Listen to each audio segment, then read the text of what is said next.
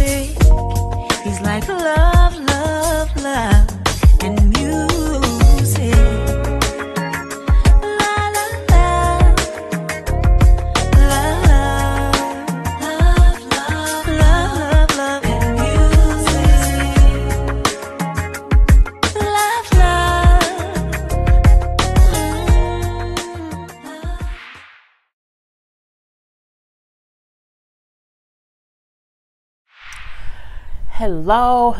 Hello, everyone. Thank you for tuning in. I am Jay Lee. This is Jay Lee's Corner. This is my review for Queen Sugar. This is season 3, episode 1. I'm so happy that Queen Sugar is back. We got Queen Sugar is back. We got Snowfall coming back in June. We got Power coming back in July. We have Greenleaf coming back in August. We have also Insecure coming back in August. So many good Baldur's is coming back in August. So many good shows are coming back, and I can't wait. Queen of the South is coming back on, so I'm just very, very excited. But let's focus on this particular show, Queen Sugar. Tonight's lipstick is Vampira by Queen Lord Jesus. Vampira by Kat Von D. You can get it from Sephora. I worn it before, so it's an old color. The episode opens up, we see Charlie has bought a new house. She no longer is living at the mill, so now she wants to kind of keep, her home life in the mill kind of separate or whatever. It makes sense. We know that she has a whole plan going on. We see how they're trying to plan for Micah to go to college. We see how Micah's bringing up how, Davis's dad is going to be kind of coming back into the picture or whatever. Because remember, Davis left last season because he needs surgery. But he never told them what he was leaving for. So, as far as Micah's concerned, Daddy coming to visit. So, that's a cool thing or whatever. We then see Charlie get a text. She was looking for some information, and someone to say, I had that information, the name that you were looking for, and it just says Officer Orson. So we're pretty sure, I'm pretty sure, that the name she was looking for is of the cop who basically was messing with Micah, who put the gun in his mouth and pulled the trigger, to scare him or whatever when he got arrested last season. So we see that in the whole thing. With Nova, I love my Nova. Nova is in New York. And, the article that she wrote at the end of last season has gotten rave reviews. So at this point in time, the people in New York, we love the article. So we want to offer you a book deal for you to give your opinion on A, B, C, D, E, F, and G within the Black culture. We want to offer you a 5-figure advance, and she's just like, it's a lot at once. And I'm a person where I feel like if you offer me too much, if you're just kind of buttering me up, I feel like it's a shoe somewhere that's going to drop. And I feel like that was how Nova felt. Like, they're offering me this thing. Okay, we're going to give you the book deal. We're going to give you a 5-figure thing, They then ask her, we want to kind of get to know you too. And then, how were you as a child? And then she gives the whole thing about how she, even as a child, she wanted to change the world. And, she was, back in the day, she was lifting her fists to, neighbors and school friends or whoever was in need of some kind of assistance for any kind of unjustly situations or occurrences. Also saying how, she would hold rallies, one rally at a time. And they're like, well, hopefully next year, you'll have a best-selling book. You'll be able to be going on college tours, speaking and everything. You want your voice to get to the masses. And again, she looks uneasy because they're offering her the world. And usually the world don't come that easy. Sometimes it does, but I think she feels like, why are they offering me so much? Is it really worth it for me to change how I do things to be on this broad scale of everything? So we see that whole thing. Ralph Angel and Blue. We know that Darla told, Ralph Angel. I'm going to probably say Ra more than Ralph Angel, or both. There's no Ra is Ralph Angel. Last season, Darla told him that, Micah, Lord Jesus, that Blue might not be his. And even though at the end of the season, he was saying how it doesn't matter. He was talking to Blue about his name. And, everything seemed okay. There seems to be a little disconnect, in my opinion, between Ralph Angel and Blue. This simply because Ralph Angel like, Blue, come on now, get dressed, Blue, and Blue ain't listening. So there's some kind of disconnect. We also kind of see, Ralph Angel a little bit more snippy Blue, what I say now? Get your clothes on. Come on now.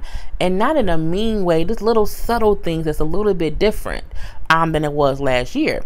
So he like, I don't want to go. I want to stay here. I don't want a Lunchable. Mom makes me sandwiches. And he like, I ain't got nothing to make you no sandwiches. I'm like, how you ain't got nothing to make that boy no sandwiches? What's wrong with you, man? So it's just a little, for me, it's a little bit of a weirdness or whatever.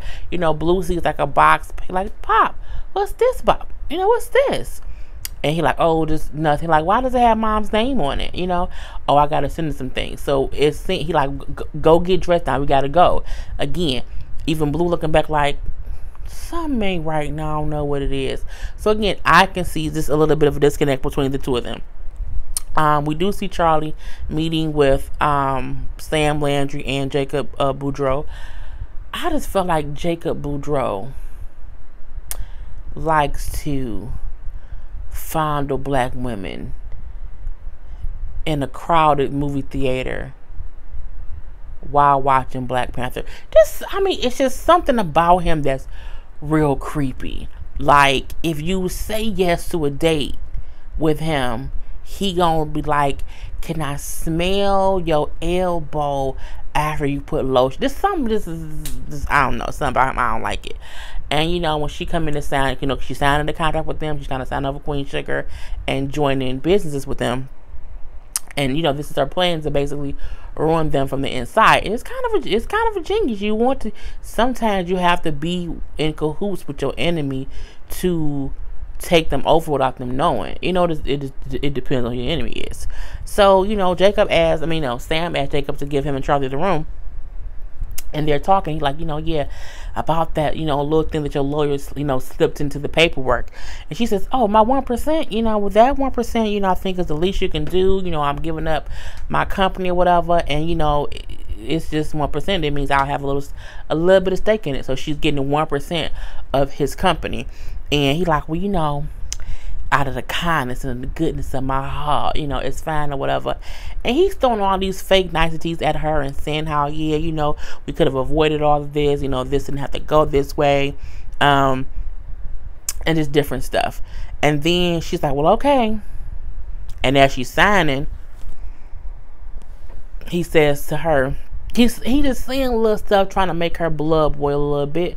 But I feel like the last thing he said to her probably really made her blood boil. Your daddy would be so proud of you. And she looked like,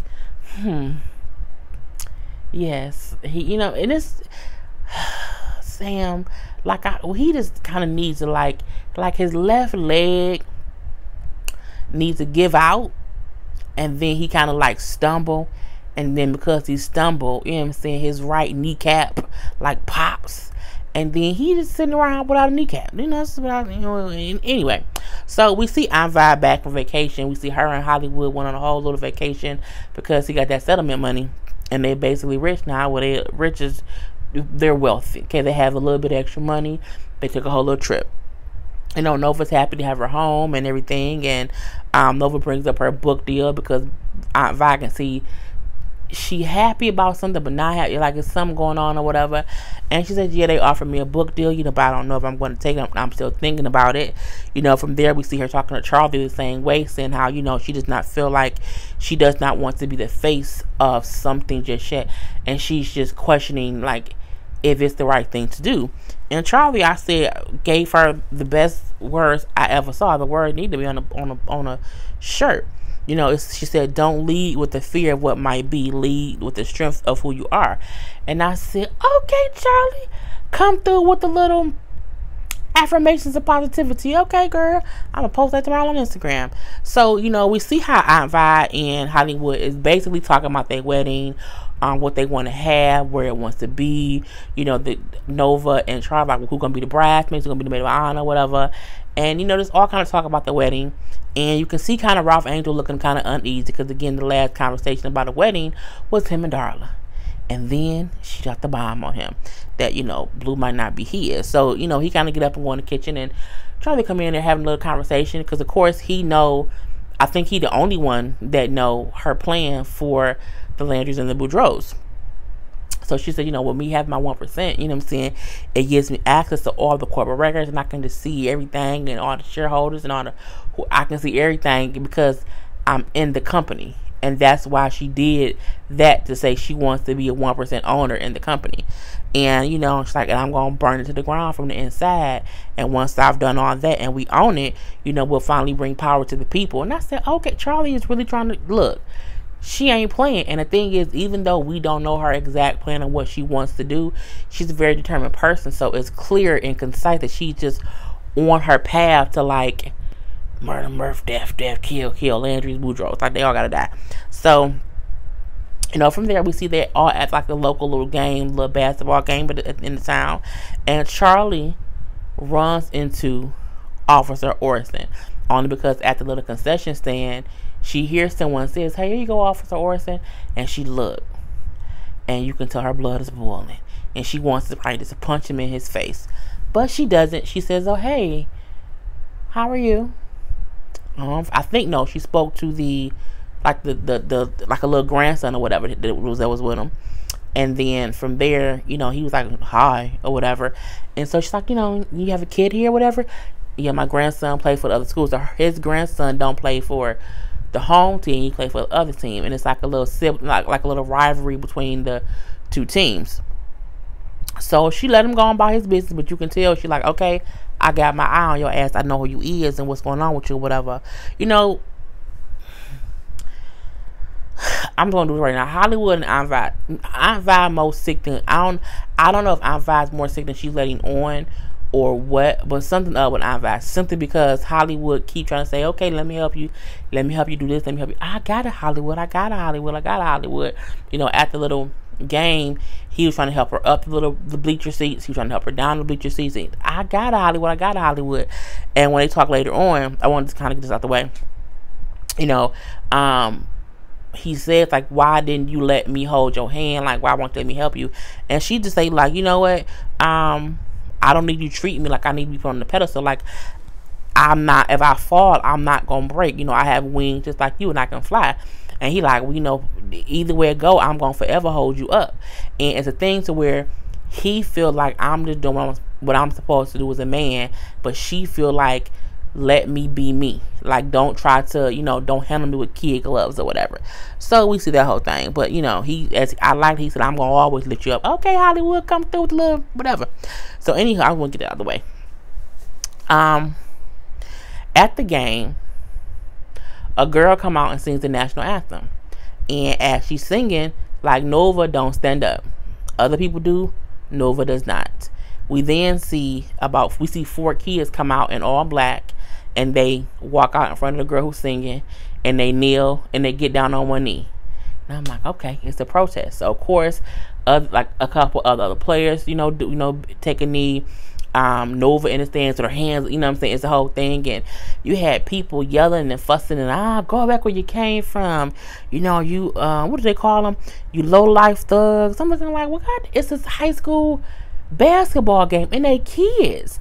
But it kind of shows how people tend to attack people who are just voicing their right to protest. And they didn't knock the girl down. They didn't interrupt her singing. She could have kept singing, but she looking around as if they punch her in the throat. I'm like, they're not, girl. I would have kept singing. And then we see security come and basically drag the kids off. So it's the whole thing of, do you allow people to use their right to protest? And when they do protest, you can't get offended and be like, "Oh, bad, you know what I'm saying, you low life that, you low life." And it was kids. That was the crazy part. But I think it made Micah kind of open his eyes a little bit, because he's saying, "Oh wow, this is something different." Nova, of course, she has all the pride in her forever. So it was a cute little scene, showing how real life is going on, right now, whatever. From there, the game was over. The home team was won, which is also Nova's home team or whatever, because Nova is an alumni of that school. And we see Ralph Angel in the parking lot. Now, Ralph Angel in the parking lot wants the car, trying to help Blue in the car. "I got it, Pop. I got my seatbelt." Again, it's a disconnect between them two, to where it's almost as if Blue don't want Ralph Angel's help if he don't need it. Like, "I got my seatbelt. It's okay. Let me be." And Ralph like, "I'm going to help you." Like, "No, I got it, Pop. No." So as he get in the car, little fast tell little girl, so y'all over now? You single? I'm like, where the she come from? Like, where did she come from? And then I'm like, you saying that as if his son ain't sitting right there and can't hear you talking, girl. So, Ralph Angel closed the door. Now again, she was on his driver's side. She wasn't on the passenger side, but still, Ralph Angel had the door open. The car door open and whatever was getting in the car. And then he closed the door. Word on the street is you and Dollar ain't together no more. And he like, okay. And she was like, I just wonder if, you needed somebody to come help you warm up the other side of the bed. I'm looking like, well, damn. Is the bed even cold yet? I mean, girl, come on. And look, Ralph Angel's sexy as hell. And you know what I'm saying? In the real life, I would probably do the same thing. I would just not do that in front of his son. You know what I'm saying?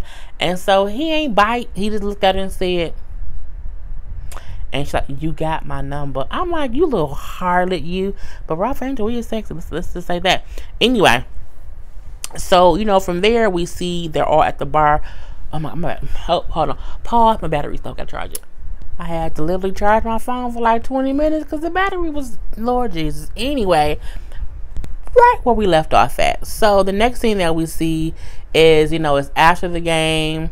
Everyone's at the bar kind of hanging out as a celebratory situation, and you hear like two guys at the table across from Nova, Charlie, and them, and the two black guys saying like, yeah, I can't believe they would come and ruin a game like that. You know what I'm saying? These kids need to know when and where to do things. And Nova like, I know y'all grown ass ain't over here talking about some kids who basically just use their right to protest. What you acting like that for? She's like, this is like the military or something of Louisiana. We turn over their grave. She put him in check. Let's say that's what she did. It's on them that, you know what I'm saying, you can't try to silence our black youth who took all the hate from this, taking a stand. And they did, being having stuff thrown on them, being dragged out by security. And I'm looking like, how really? And she's like, it was just a basketball game. Like, it's not that big of a deal. We then see Aunt Vi. Aunt Vi is that auntie who be like, girl, I know you and so-and-so broke up, but he family, so he gonna still come around because he family. Because what does she do? She see Remy, and she's like, oh, was Remy at the game? Why didn't he say he over there? Oh, Remy. And I'm like, oh, Aunt Vi. So try like, you know what? It's okay. I'll go over there. So she goes over there, and she's like, hey, now when she go over there, it's like everything got real awkward. It's like everybody who was sitting around there knew something was up. And then she's like, yeah, so Aunt Vi wanted me to come over here, you know what I'm saying, because you're still family. You're still family, right? So, even if something's going on between us, you don't have to like not come around. Like, you can come, she wants you to come sit with us. And he was like, oh, I have, the utmost respect for Aunt Vi. However, I'm just gonna stay over here and keep my head down. Meaning he not coming over there because he feels awkward around her, or he think like he can't come around. He ain't come around because he don't want to be around Charlie. Like, I told you before, you was the person, I don't know who you are, so I don't want to be around it. And she thinking she's extending the olive branch because he wants to be around, and he like, I don't want to be around you. And I think that was a bit of truth that she wasn't ready for, because she kind of was like, oh, well, okay. So I'm like, oh, poor Charlie. So, she goes to the bar to get her drink, and here come old dirty and nasty Jacob. Jacob brought along, I feel like he's just a little bit nasty. You know what I'm saying? He came talking about, she's like, what are you doing here? Oh, I go to all the home games. I want to celebrate the win. I'm just here to celebrate. And you know what I'm saying? He like, yeah, so, we have a secret. Isn't it kind of crazy? We have a secret, and, our secret feels bad. It makes me feel dirty. And then he smiled, and I'm like, Jacob reminds, like, again, he in the theater touching black women's butts while watching Black Panther in a crowded room. I just can't take it. So at first, because Charlie trying to play a role. To one, get him to trust her, and two, to infiltrate the Landry Boudreaux situation. But as she's about to smile at Jacob, she look, and at her peripheral, she see Remy seeing her talking to Jacob, but she was like, not right now, Jacob. And she kind of walks away. But you see Remy see it, and he don't like it. He don't like it one little bit. He might not want to be around her right now, but he still love that girl. He love Charlie. He really, really do. And he ain't ready to see her in all the foolishness. So I'm like, I can tell already that's going to be something that's going to come up the rest of the season. We see Ralph Angel at home or whatever, and we see that he's clearly still not over the whole Darla situation. And Blue was supposed to be in bed or whatever, but he's kind of not. So when Darla called and he answers the phone, Darla say, well, hey, Ralph, can we just talk about this real quick? Ralph don't even say hello. He answers the phone. He walks into the room and gives the phone to Blue, like, here go your mama. I'm like, so Blue talking to his mama or whatever, and he like, Mom, I miss you, whatever. I want you to come back when you coming home. And she's like, I'm working on it, baby. He says, well, when are you coming to get me? I want you to come home. And Ralph Angel, of course, is hearing the conversation. So it's a disconnect between Blue and Ralph Angel. And I think that's also the reason why Blue is asking his mama to come get him.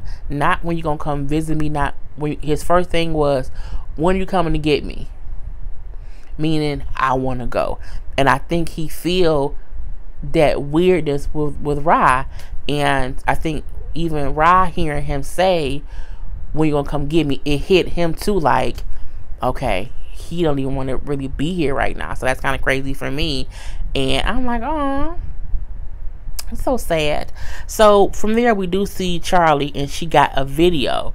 So she asked someone to get her a copy of a video by Officer Orson. Orson, and the video that she gets is a video of him like beating up a kid, like he's on duty, and he's like beating him up with his baton. He was like, it was bad. Okay, it was very, very bad. Charlie was crying or whatever, and then the message just said, like, Micah wasn't the only one. And then she just kind of hits back and say, what, leak the footage. And I'm like, absolutely, leak the dang on footage. Because, it was really bad. Like, it really, really is. And you can tell if it wasn't just Mike and it wasn't just this one kid, it's going to be all kind of other people who he done did things to. And, what I'm saying, she's just not for it. She wants to kind of bring him down a peg or two in any way she can. This is, honestly, a great way to do it. At that point in time, she's looking for Micah because after the basketball game, Micah was hanging out with some friends. She said, be home by midnight. So at this point, it's 12:30. He not home. So she called his phone. Where you at? You're 30 minutes late. You're not answering your phone. Da, da, da. And he come walk like, I'm right here. She's like, you can't be just hanging out like that. You have to be home by curfew. This fool gonna say, Mom, life happens. So when it does, I might be late and you can't freak out. And she what? No, what she should have said, who are you talking to? Boy, sit your little narrow ass down here. Just shut up, okay? You do what I tell you. That would have been me. But she shocked, like, what? And I think, because then his phone rang, and it was his little girlfriend, and she let him answer the phone and have a conversation. First of all, if I'm getting in that ass, you don't answer your phone. You call the little girl back later, little fast tail girl. But she let him have a conversation, and she was like, you need to get some of the stuff together because some of the stuff need to go. I'm like, you talking to him as if he didn't just sass you. I know, Mom, okay. And then if she walk out, can you close my door? No. Leave it open is what I would have said because I'm just mean and nasty. Anyway, we do see Nova who kind of interviews the 4 kids who took a stand at the basketball game, and they just basically say how they all know someone who has been victim of some kind of injustice, whether it's a police stop, an arrest, or anything. And so they feel like they're just trying to bring voices to all the injustices that everybody deals with on a regular basis. And they like, if the media ignores us, we'll just take it right to the people. And I'm like, okay, black people, what a plan. So we see, Ralph Angel, Charlie, and Nova sitting in the room, and we realize, oh, Ralph Angel has went to get a DNA test on Blue. Now, this scene shocked me simply because Rod kept saying, I don't care if you're mad or not, that part don't matter. I honestly hoped he would not get a DNA test, because sometimes knowing makes it worse, one way or the other, if it turns out not to be your kid. So that can sometimes make it worse. And it was a good thing though to see him there and have his sisters on both sides, so that part was great. But I'm still like, I don't think you should do this, because it could just make you feel some kind of way. So he get the results, he's reading them or whatever, and he puts them down. He was like, it don't change nothing, it don't change nothing. And I was like, shit, Blue was not his biological son. But Rod just keeps saying, it don't change nothing, it don't change nothing, you know what I'm saying? Nothing changes. And his sisters, of course, are surrounding him and hugging him or whatever, and he just keeps repeating that, nothing changes, doesn't change anything, nothing changes. And he's kind of crying as he's saying it. And I feel like he wanted to know. I don't know why. Like, I just did not want him to try to do that, because it can just be like, yeah, he's not, and then that can kind of just ruin stuff. And I feel like, because I already felt like there was some kind of divide, I feel like him knowing might strengthen that divide, and Blue not being his biological son, but you've been the only father he's known. So whatever. Prosper. It was a little scene with Prosper. Prosper is an old dude who be working the farm, and he walking with a cane or whatever. So him and Charlie sitting out on the land, looking at the land or whatever, and then he lets her know, like, I ain't want to vibe, but I gotta have back surgery, so I'm not gonna be much help around, the farm come harvest. And he's like, I'm afraid Ralph Angel might not be able to do it on his own, so I don't know. The good thing about it is Charlie kind of said, well, no, I think he's been working good at it, whatever. He's going to get a new crew. He's going to have this new equipment. He's also going to have me and Nova, so I think he'll be okay. But, you have been such a blessing to our family. And then he was like, he's lucky to have y'all. I'm pretty sure that your father is looking down on everything. And then, she says, yeah, having you was like, it's like having a little piece of our daddy. And, she just looks at him and she said, I promise you that I'm going to take care of this community. I think she's aware that people are questioning her motives and what she's doing and why she's doing it. And that's her way of saying, you might not see what I'm doing, but I'm doing it for a reason. And at the end of the day, the town will be protected. So, the end scene, we see Ralph Angel on the porch, drinking a little drink, having a little beer, whatever. It's late at night, it's dark outside or whatever. I'm like, Ralph, what is you doing? What you doing, Ralph Angel? And then a car pulls up. I'm like, well, is it Darla? Did Darla pop back up? Nope, it's that little hussy. It's that little hussy from the parking lot at the dang on game. I'm like, Lord Jesus, here we go. Ralph Angel gonna get him some cootie cat. So, you know what I'm saying? She got out her car, a little fast, little half a girl. She got her little Honda car, and she's walking up to the porch. And then he say, nah, we ain't going in the house. I said, where we going, Ralph Angel? Where we gonna go? We gonna have sex outside? What? And I feel two different ways about this. One, it's a far departure from remember the first scene Ralph Angel had, the sex scene, or the indication of a sex scene.